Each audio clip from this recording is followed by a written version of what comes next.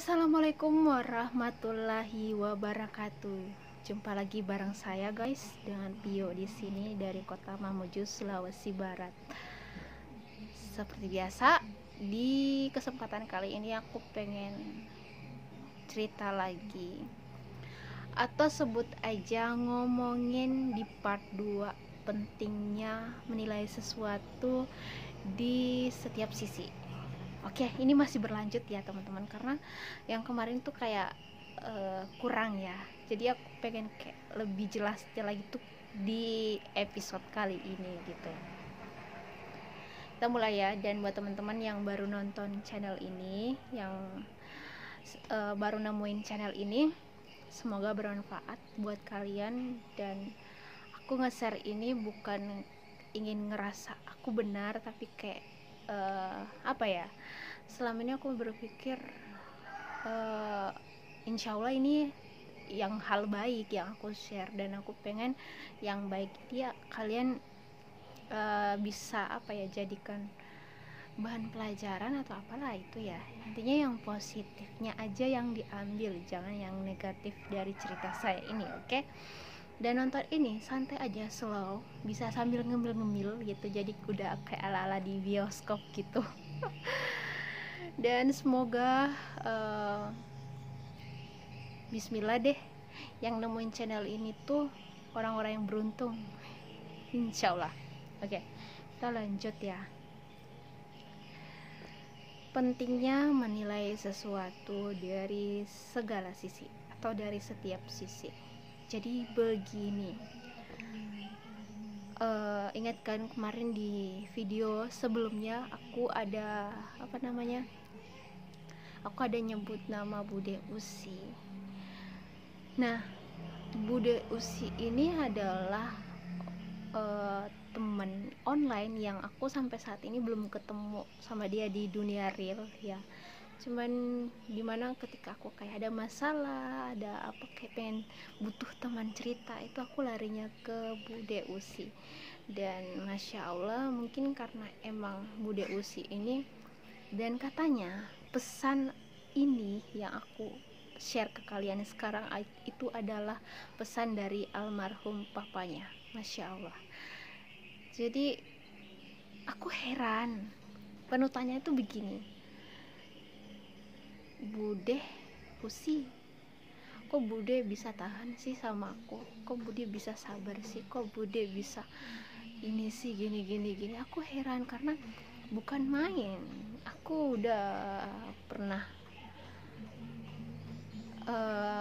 ya seperti aku bilang di channel sebelumnya, aku pernah ngeblok dia hanya karena memilih pasangan. Dan yang lebih dulu aku kenal adalah Bude Usi dibanding pasanganku ini gitu loh. Bude Usi yang udah tahu aku banget, yang gini. Sampai aku blokir, dan tiba waktu dimana aku kayak dihadapkan di masalah dengan pasangan. Jadi kayak aku mikir, hanya temanku ini yang ada ketika aku ada masalah gitu, hanya mereka. Kayak Ayu nih temanku yang satu yang super sabar juga, kapan-kapan aku cerita ya ke kalian. Bude Usi, jadi kayak ngerasa bersalah banget, kok aku setega itu ya, kok aku bisa seperti itu, kok aku bisa dibutakan banget sama cinta, kok aku bisa memilih hal yang kayak gini. Ya Allah, jadi kayak ngerasa bersalah banget. Oke, fix. Pada saat itu aku langsung buka blognya, aku nge-WA Bude Usi, aku ngomong gini. Pokoknya aduh, ada rasa yang gak enak sih, karena kayak malu sendiri. Kok bisa-bisanya gitu memilih orang yang baru dikenal dan mutusin teman gitu. Jadi kayak udahlah. Jadi Masya Allahnya sih Bude Usi orangnya gak dendaman guys. Mungkin karena itu karena dia memegang pesan almarhum papanya itu, yang menilai seseorang tuh harus dari setiap sisi, jangan dari satu sisi. Bisa aja kalau Bude nggak menerapkan prinsip kata itu, ya bisa aja kan Bude Usi langsung kayak, apaan sih lo, teman apa sih lo, teman macam apa sih lo, lo datang cuman kayak ada susahnya doang, lagi sedih doang, jadi gini bla bla bla, pasti kayak Bude banyak banget jelek-jeleknya. Tapi nggak ada sama sekali dengan baiknya, dengan ya Allah dia tuh tetap welcome, jadi kayak ngerasa malah kayak nggak ada masalah gitu. Aku takjubnya di situ. Oke, jadi tiba waktunya aku menanyakan hal itu. Bude kenapa sih kok bisa sesabar ini menghadapi aku, padahal aku kayak udah gini loh sama Bude Usi, aku ngerasa, aku jujur ya, ini demi apapun aku jujur ngomong bahwasanya aku datang ke Bude Usi cerita ketika aku kayak lagi dalam masalah sama pasangan atau mungkin sama apalah apapun itu, aku udah tanya ke dia gitu. Jadi kayak aku merasa kok aku datang ke Bude Usi ketika aku ada masalah, giliran aku udah senang-senang aja aku nggak lupain dia. Aku ngerasa itu guys, demi apapun. Jadi di situ aku nanya, kenapa Bude bisa sampai bisa memahami aku sebegininya Bude? Why? Aku penuh tanyanya di situ, kenapa bisa? Barulah dia kasih tahu, katanya menilai seseorang itu jangan hanya dari satu sisi bu, kan dia manggil aku bu gitu juga ya, harus dari setiap sisi. Ini pesan dari almarhum papaku, masya Allah. Dan boleh tahu pas dia ngasih tahu pesan itu, aku tuh kayak nerimanya kayak angin lewat gitu, angin lewat yang kayak apaan sih kata itu. Aku belum paham, mungkin karena belum paham ya maksudnya gimana sih menilai seseorang dari setiap sisi gitu ya.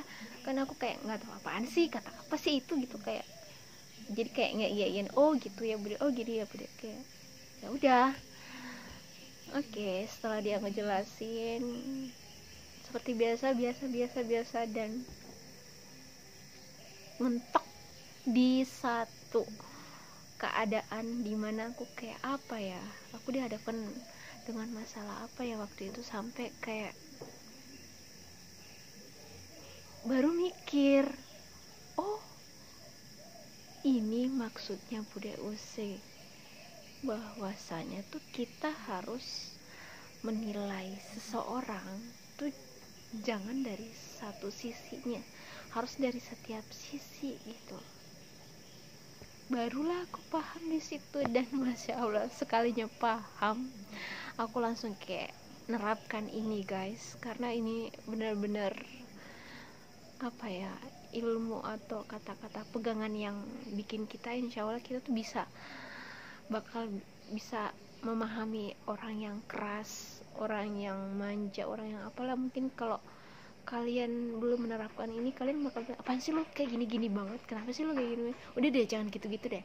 Tapi kalau kalian menerapkan kata ini, pasti yang tadinya orang itu kayak manja, nyusahin atau apapun itu ke kalian, keras atau apapun, pasti kalian bakal mikir negatifnya aja terus. Tapi kalau kalian udah memahami kata itu, masya Allah, aku dalam proses lagi belajar sih untuk bisa menerapkan sepenuhnya pesan itu, karena aku merasa kalau orang bisa menerapkan menilai seseorang dari setiap sisinya itu, kalian bisa sabar menghadapi dia, bisa memahami orang itu, bisa mengerti orang itu, bisa lebih tahu orang itu, bisa ya apa sih gitu. Masya Allah, jadi kayak takjub banget sih sama pesan yang harus menilai seseorang itu dari satu sisi, bukan dari hanya satu sisi.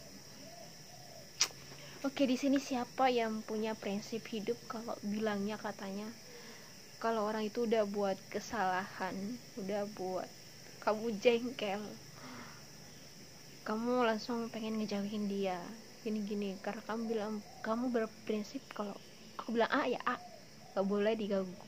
Kalau aku bilang B ya B gitu. Sebaiknya hilangin deh prinsip yang kayak gitu, karena gimana ya, keras banget sih. Kayak aku rasa orang itu kayak nggak ada toleransi kalau dia punya prinsip yang seperti itu. Jadi sebaiknya tanamkan prinsip yang kita tuh sebagai manusia harus loh menilai seseorang itu dari setiap sisinya. Ya maksud aku yang pernah aku bilang kan, manakala orang itu suatu saat, ini orang udah banyak berbuat baik nih sama kamu, udah pernah nolongin kamu gini-gini, apalagi pernah nolongin dalam keadaan mungkin kalau bukan karena orang itu kamu mungkin udah mati pada saat itu. Nah tiba waktunya dia berbuat kesalahan, tapi namanya manusia kan hilaf ya, ya udah harus menilainya di situ kan. Biasanya orang udah baru berbuat kesalahan hilang semua tuh kebaikannya, udah salah aja, dibencinya aja kayak gitu.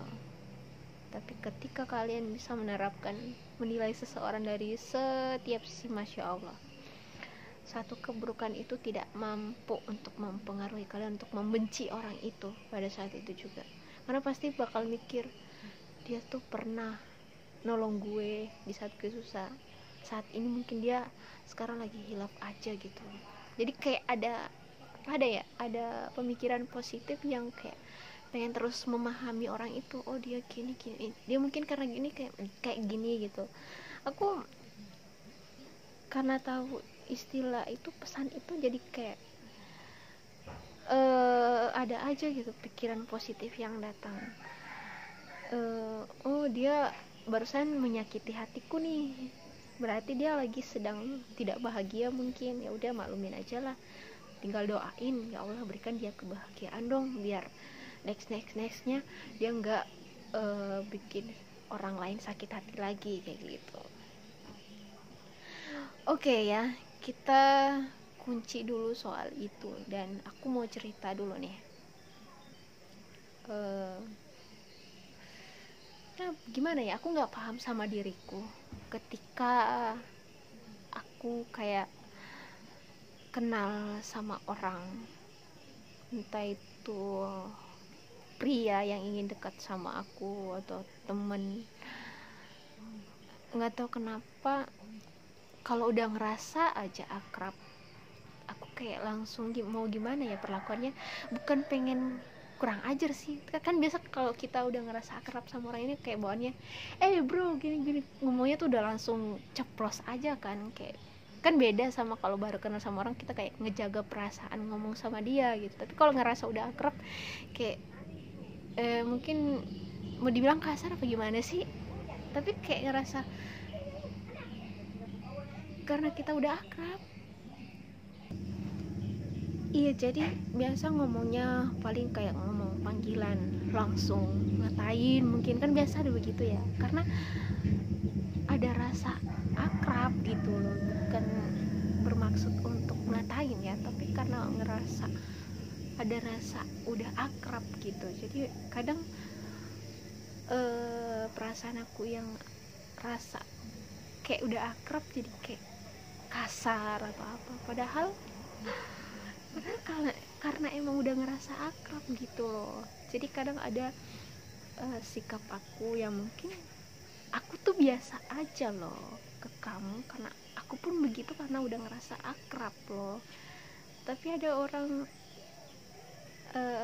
menilai itu malah aku, kok kamu gini sih, kok kamu ini sih. Jadi ada beberapa lah ya pria yang ngeghosting ya gara-gara perilaku aku yang seperti itu, mungkin karena nggak tahan apa gimana, nggak paham juga. Oke, kita bahasnya perihal pertemanan. Aku itu bakal jadi teman yang toksik, tahu kan toksik yang beracun ya katanya ya, toksik itu beracun. Jadi aku bakal jadi teman yang toksik, setoksiknya. Kalau aku pengen kayak akrab dan tahu lebih dalam orang ini, tapi kalau aku nggak pengen deket sama orang ini, maksudnya kayak pengen berteman biasa aja, ya udah aku bakal tetap baik seperti biasa lah ya wadahnya. Tapi kalau aku pengen kayak mendekatkan diri dalam arti kayak lebih jadi yang tadinya teman biasa jadi sahabat, jadi kayak apa, jadi aku bakal jadi teman yang toksik, setoksik toksiknya dulu. Kenapa kayak begitu? Karena gimana ya, sekarang mah jangan langsung mudah percaya ya. Dulu aku orangnya tipe orang yang mudah percaya, tapi karena apa ya, belajar dari yang sebelum-sebelumnya, oh ternyata seperti itu tuh orang, ya udah gitu. Jadi di awal itu karena ingin mendekatkan diri, aku pengen tahu dulu dong, aku bakal jadi temen yang menurut dia itu aku tuh jelek gitu, karena aku entah ngasih perilaku kayak gimana sampai dia merasa aku nggak baik loh jadi teman. Aku akan berperilaku kayak gitu karena satu, apa, aku pengen tahu mana teman-teman yang benar mau berteman sama aku dan mana yang cuman mau kayak enaknya doang gitu. Kan ada, kan sekarang begitu banyak temen yang di awal ketika berteman, contoh ya ini kasarnya dengan materi, ini temen punya orang berada dan setiap dia ketemu atau kemana dia ditraktir mulu, apa dibelanjain mulu. Nah dia suka kan kayak gitu, jadi jatuhnya kayak suatu saat bakal dimanfaatin mungkin atau gimana, atau dideketin pada saat itu doang. Jadi tiba waktunya dia kayak berada di posisi yang kayak udah jatuh, mohon maaf ya, miskin kayak gitu. Otomatis kan banyak kejadian begitu, ditinggal sama teman-temannya karena udah nggak punya apa-apa. Jadi aku melihat dari situ. Jadi sekarang aku kayak lebih mikirnya ke situ sih. Oke, tidak selalu orang itu diberi diperlakukan dengan baik terus. Jangan, karena manusia yang aku tahu, kita manusia ini kalau keseringan dikasih enak malah makin nggak tahu diri gitu. Dan atau kalau sering dibaikin juga kayak apa ya, lupa diri atau gimana sih, atau nggak tahu balas atau gitu-gitulah semacamnya lah ya. Jadi aku pengen cari ini orang sabar nggak sih sama aku gitu. Ini orang bakal, kalau aku giniin dia bakal ngejauhin nggak sih. Ini orang kalau aku kayak gini dia bakal gimana gitu. Aku pengen tahu ya. Jadi perilaku kayak entah mungkin dia nge-WA aku nggak balas kayak itu gitulah ya, maksudnya ngeretuan terus apa, dan aku dateng ketika aku lagi ada masalah doang gitu. Dia gimana sih, dia bakal ngerespon atau nanti bakal ngatain atau gimana sih. Jadi yang kayak gitu-gitu ya, jadi ngetes banget seorang teman kayak gitu. Kalau dia sabar, jadi kalau dia nge-WA mungkin aku nggak respon gitu ya. Jadi ada banyak hal sih ngetesnya. Kalau dia sabar, pada saat itu sih aku nggak sengaja ngetes, jadi kayak otomatis aja atau otodidak aja ya kejadian. Iya, jadi ada satu teman, sebut 1-2 orang, sebutlah ini Ayu sama Bude Usi ini. Aku udah suka kadang begitu. Jadi emang aku ke Ayu ini aku sering lebih kayak cuek. Jadi ini kan semua teman onlineku, kita belum pernah ketemu, dan aku kenal mereka tuh di APK radio online gitu, yang buka-buka room gitu kan. Aku sering live buka room. Nah ada nih Ayu baru kenal. Nah sama dia awal kenal dulu aku cuman kayak dia masuk room aku nyapa dia udah gitu. Jadi ada momen dimana dia typing, dia nulis di room, aku jarang, maksudnya biasa ngebaca typingannya tapi kayak sesekali doang, dan kadang nggak ngerespon apa yang dia bilang. Paling sering banget aku abaikan, aku kayak istilahnya aku nggak anggap gitu. Kalau orang baperan pasti bilang ya apaan sih nih orang, gak mau temenan sama orang kayak begini gitu ya nggak sih, pasti kayak gitu. Aduh, nggak ngerti lagi dan nggak paham lagi. Setiap kali aku live dia sering nemenin, dan masya Allah nggak nyangkanya di saat room mau rame mau sepi dia yang tetap stay, dia yang tetap nemenin gitu. Dan di saat rame aku kayak nggak nganggep dia banget loh, dia typing apa, tapi dia nggak ngebaperin itu loh. Masya Allah, gila sih kataku. Aku lebih kayak ngeladenin teman-teman yang menurut aku wow atau menarik atau gimana, aku nggak paham. Jadi tibalah masa dimana aku kayak dihadapkan roomnya sepi, nggak ada yang masuk, cuman dia yang nemenin dari awal live hingga akhir 2 jam loh itu. Dan aku di situ baru kayak tersadar, aku ngerasa wah, ada teman kayak gini, ada orang yang kayak gini. Kadang-kala kita tuh tersadar ketika kita udah merasa yang lain tuh udah ninggalin kita, tapi dia tetap bertahan. Gila nggak sih? Wih, dia aku di situ kayak wow, kamu kok sabar banget sih. Aku pernah loh, jadi kayak mengakui kesalahan sendiri, ya nggak sih, kayak merasa bersalah sendiri tiba-tibanya gitu.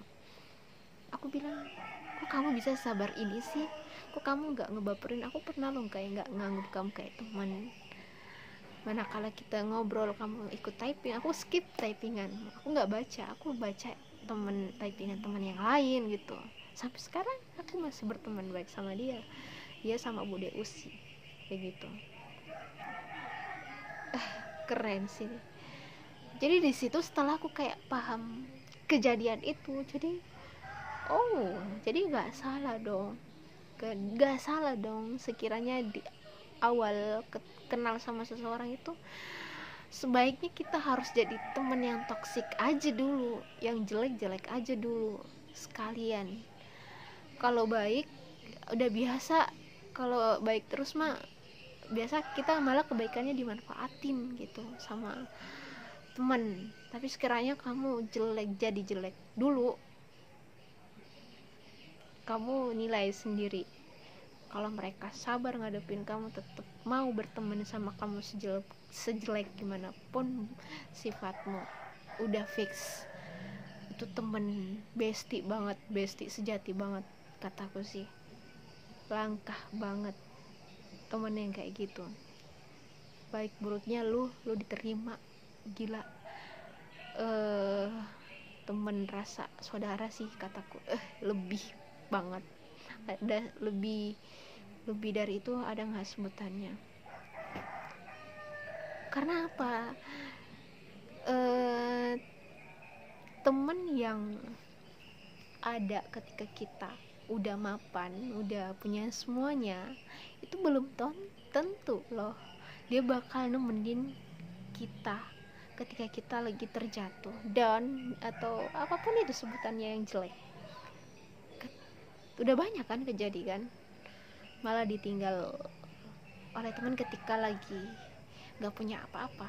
Tapi teman yang seperti ini sebaliknya, dia tahu jelek baik buruknya kamu, keadaan kamu, dia nerima, sabar, dia tetap mau berteman. Gila, itu temen ketika suatu saat kamu jadi seorang miliarder, aku yakin kamu jatuh kembali, dia akan tetap nemenin. Bener apa betul? Jadi ya seperti itu ya. Aku nggak salah sih ketika kita ingin mengetahui ya, sebenarnya teman itu nggak salah ketika kamu menunjukkan jeleknya kamu dulu gitu, jangan langsung baiknya. Karena manusia kalau dikasih enak terusan makin nggak tahu diri. Bukankah Tuhan itu ngasih ujian dulu, kalau kitanya sabar baru Allah kasih kenikmatan kan, kayak gitu aja. Sampai sini semoga paham ya maksudku ya teman-teman. Semoga kalian bisa mengambil pelajaran banget.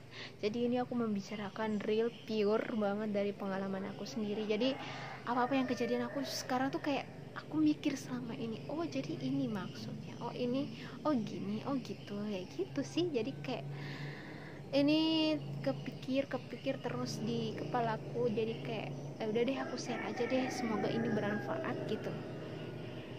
Kayak gitu teman-teman.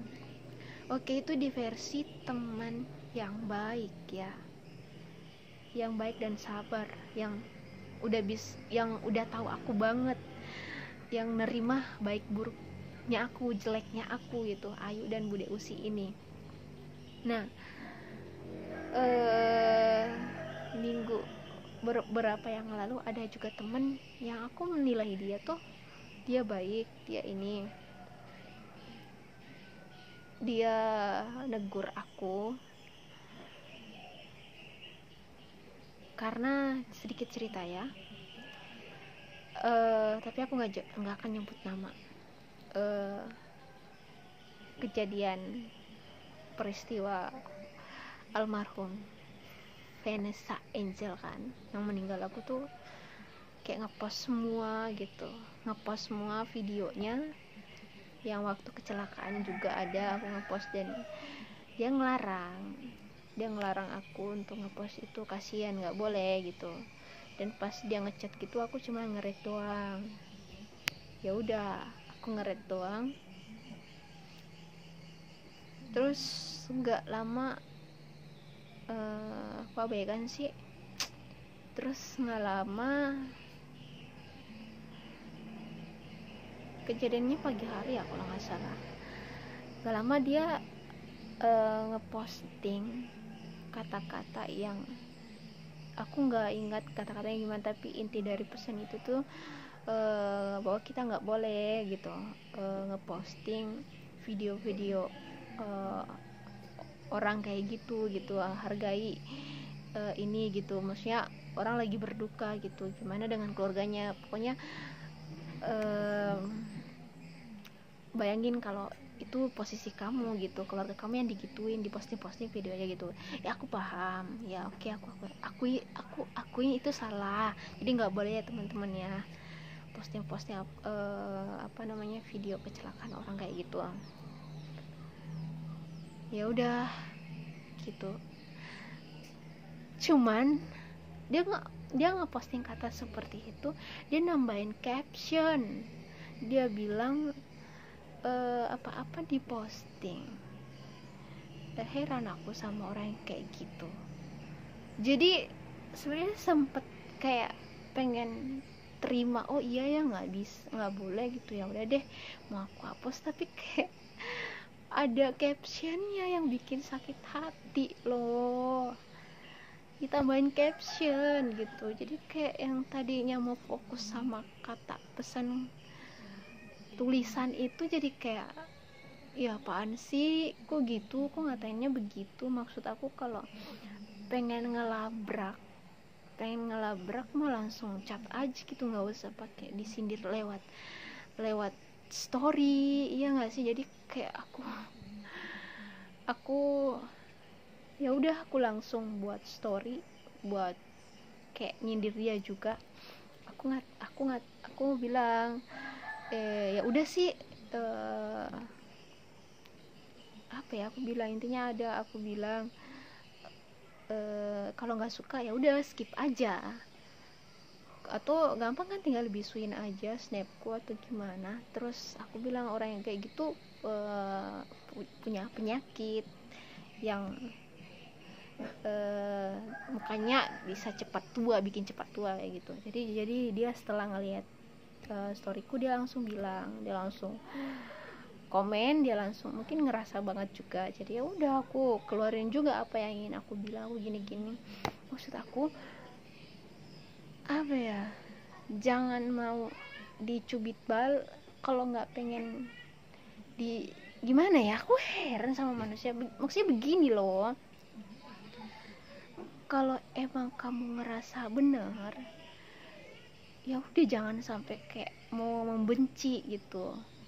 Kalau aku yang nggak mau keketuk hatinya untuk hapus video itu, ya udah biarkan itu menjadi urusanku sama Tuhan nanti gitu loh. Aku nggak ngerti sama manusia sekarang, karena merasa dia bener, jadi kayak mau ngehujat aja, mau ngebenci aja. Maksud aku, kalau emang nggak suka sama orang itu, udah doain aja. Setelah kamu tegur dia nggak mau denger, udah doain biar dia sadar kayak gitu. Ini sampai dipermasalahin banget, ya Allah, gak ngerti lagi deh. Kadang ada orang gitu, dia mungkin merasa dirinya benar dan merasa si pendosa ini yang udah gitu. Aduh, ini pun kita kayak harus hati-hati banget ya ketika kita paham agama, ketika memberitahu orang yang istilahnya dia belum tahu yang kita tegur itu. Ya udah sih, ngasih taunya jangan kayak ngerasa kamu tuh surga gitu, dia neraka. Jadi jangan kayak begitu ya teman-teman, please, demi apapun. Aku tahu niatnya baik banget. Oke, dari sampai situ aku langsung ya udah, aku ngerasa dia sempet ngatain kalau aku ya sempet ya kayak ngatain aku ini orangnya keras, nggak mau nerima ini gitu-gitu ya, sampai kayak sedihnya di situ, sampai dikatain di situ. Ya udah, aku minta maaf gini, aku minta maaf apa ya. Jadi aku langsung hapus juga yang aku posting itu. Terus nggak lama dia pun juga minta maaf. Aku kira dengan kita saling minta maaf dia udah baik gitu, tapi ternyata dia nge-WA lagi bilang izin hapus nomor. Sedih sih, karena udah ngerasa temen banget, udah ngerasa saudara banget, tapi dia mutusin pertemanan gitu. Tapi sedihnya aku di situ bukan karena sedih dia hapus nomorku. Jadi seharian nangis bukan karena nangisin dia mutusin pertemanan, bukan, demi apapun bukan. Yang ku sedihkan, kenapa sih pada saat dia buat story gitu aku langsung ngebales lewat story juga. Itu yang menjadi kesedihanku, sampai kayak ngatain gini lah gitu loh. Jadi kayak ngerasa penyesalan diri tersendiri tuh di situ guys. Jadi kayak kenapa sih aku harus membalas, harusnya aku sabar aja gitu, udah biarin aja gitu. Harusnya aku kayak gak boleh ngebalas. Jadi sedihnya karena aku ngebales sindiran story itu. Dan katanya juga itu bukan cuman buat aku sih, karena ada beberapa temennya juga yang ngepost video-video almarhum Vanessa Angel ini. Ya udah, tapi pas setelah aku lihat story itu dia langsung hapus. Entah ya, yang aku sedihkan kenapa aku harus membalas. Jadi kayak ngerasa bersalahnya di situ. Kan lebih baiknya kalau digituin emang udah sih sabarin aja, diam aja, nggak usah dibales. Aku sedihnya di situ. Ya udah, buat teman-teman ini apa ya, jadikan pelajaran aja ya. Yakinlah kalau kalian sabar nggak ngebales apa yang dilakukan sama teman kalian, nggak usah balas deh, mending kayak sabar aja. Tapi gimana ya namanya, mungkin kayak bisikan setan kita, dia buat kayak emosi dan kayak oh ya Allah. Oke, buat kamu temenku, sekiranya kamu nonton video aku ini, aku minta maaf banget ya kalau udah buat salah gitu ya. Aku akuin aku salah. Aku harap sih kamu setelah nonton ini kamu mau baikan lagi sama aku. Oke guys, mungkin sampai sini aja sih podcastnya. Jadi kayak sepertinya kelar masalah obrolan ngomongin tentang pentingnya menilai sesuatu itu dari segala sisi, dari setiap sisi, jangan cuman satu sisi. Dan aku punya pesan, sebelum aku tutup videonya, aku punya pesan. Katanya seseorang yang membenci kita tanpa sebab. Jadi jangan pernah membenci seseorang tanpa sebab ya guys. Karena suatu saat orang itu yang akan sangat membutuhkan. Orang yang membenci kita pada saat itu, orang itu yang suatu saat akan sangat membutuhkan kita. Jadi please buat kalian jangan membenci orang, siapapun itu, jangan. Karena Tuhan kan maha adil. Dari Allah kan bisa iniin apa aja ya, keadaan yang tadi yang kayak gitu ya bisa seperti itu, nggak ada yang nggak mungkin kan bagi Allah. Jadi itu dia tadi, jangan pernah membenci. Oke. Terima kasih sudah menonton. Buset, ini podcastnya 35 menit, setengah jam guys, gila sih kataku. Yang buat dan masya Allah banget, terima kasih banyak banget yang nonton ini tuh sampai habis. Semoga kalian bisa mengambil pelajaran dari cerita aku ini, karena emang pure real pengalaman. Yang baik-baiknya diambil, yang buruknya jangan ya. Oke guys, sebelum aku menutup video ini, aku pengen ngasih tahu kalau ada parfum rambut hair ya. Ini harganya 30.000 di kota Mamuju, kan nggak tahu di kota kalian. Itu wangi banget dan baunya tuh cowok banget sih kataku. Kayak apa sih, ini kalau cowok yang pakai, aku yakin ceweknya bakal lengket terus karena baunya tuh pengen nagih dicium mulu gitu. Ini aku lihat di TikTok, jadi kayak aduh, harum banget, menggoda banget. Ini tuh parfum rambut tapi kemakan pahit. Oke. Gini banget pakai, tapi aku jadiin parfum. Ini wangi banget. Aduh, ini katanya warna ungunya, ungu penutup yang paling harum.